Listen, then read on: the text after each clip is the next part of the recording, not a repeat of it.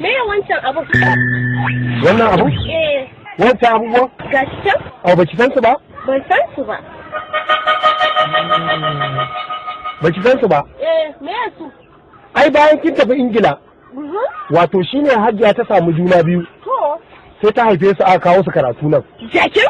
Au, jaki? A ce kin san su? Zaka ce Hajiya ta haife su? A ce kin san jaki ne? A ce dama ina kallon ka kamar mutumi mai hankali. Bakar maganar da zaka gaya min. Kika ce mun wani abin nan jakin san jakin ne zaki dinga raina mun hankali. Wai ke yan London? Ki ce mun baki san wayancan abubuwan ba? Dan ki raina mun hankali. Dan kawai kin je karatun London sai ki ce wai me wannan? Aba Allah ni ba na son irin wannan wallahi.